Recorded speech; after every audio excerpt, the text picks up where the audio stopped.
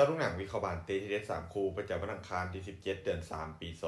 2026เฮาเริ่มกันที่คู่ที่1ในศึกยูฟ่าแชมเปี้ยนลีกรอบ16ทีมสุดท้ายนัดที่2เตะในเวลา 3:00 ของคืนนี้บิ๊กแมตช์ระหว่างแมนเชสเตอร์ซิตี้จะเปิดบ้านต้อนรับการมาเยือนของเรอัลมาดริดผลการแข่งขันในนัดแรกเป็นมาดริดที่สามารถเปิดบ้านเอาชนะซิตี้ไปด้วยสกอร์3-0ซิตี้จะบ้านพวกเขาพักผู้เล่นหลักในเกมล่าสุดพอสมควรในบานลีกจุดที่ต้องกังวลคือเกมรับเวลาถึกส่วนกลับยังคงมีทรงโวหลาย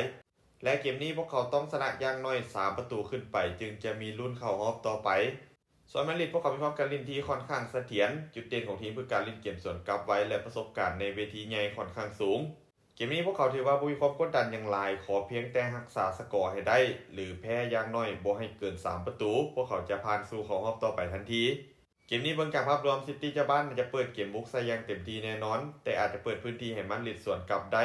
เกมนี้คาดว่าซิตี้น่าจะเก็บชัยชนะไปได้แต่อาจจะบ่เพียงพอในการเข้าสู่รอบต่อไปการคาดการณ์สกอร์ที่น่าจะเกิดขึ้นแมนเชสเตอร์ซิตี้จะเปิดบ้านเอาชนะเรอัลมาดริดไปด้วยสกอร์3-1มาตอนที่2เตะในเวลา 3:00 ของคืนนี้การพบกันระหว่างเชลซีจะเปิดบ้านต้อนรับการมาเยือนของปารีสแซงต์แชร์กแมงผลการแข่งขันในนัดแรกเป็นปารีสที่สามารถเปิดบ้านเอาชนะเชลซีไปด้วยสกอร์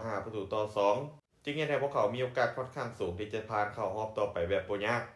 เกมนี้เชลซีมีทางเลือกต้องเปิดเกมบุกใส่อย่างเต็มที่แต่อาจจะเข้าทางปารีสทีมเยือนเพราะพวกเขาอาจจะลิ้นจังหวะโต้กลับได้อันตรายและมีความเสียบคมหลาย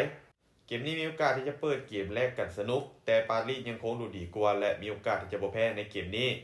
การคาดการณ์สกอร์ที่น่าจะเกิดขึ้นเชลซีจะเปิดบ้านเสมอกับปารีสไปด้วยสกอร์2-2มาตอนคู่ที่3เตะในเวลา 3:00 ของคืนนี้การพบกันระหว่างปืนใหญ่อาร์เซนอลจะเปิดบ้านต้อนรับการมาเยือนของไบเอิร์นเลเวอร์คูเซ่นผลการแข่งขันในนัดแรกถือว่าเสมอโตเลเวอร์คูเซ่นสามารถเปิดบ้านเสมอกับอาร์เซนอลไปด้วยสกอร์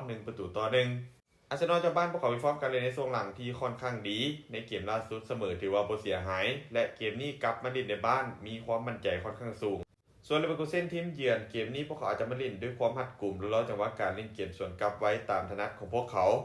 เบิ่งจากภาพรวมเกมนี้อาร์เซนอลพวกเขายังคงดูดีกว่าหลายบ่ว่าจะเป็นการเล่นในบ้านความหลากหลายของการเล่นเกมบุกและจุดเด่นหลักคือการเล่นลูกตั้งเตะ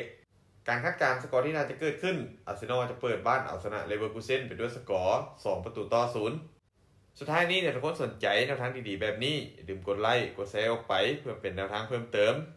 และใครสนใจอยากลงทุนสามารถกดลิงก์ทางหน้าช่องได้เลยเด้อ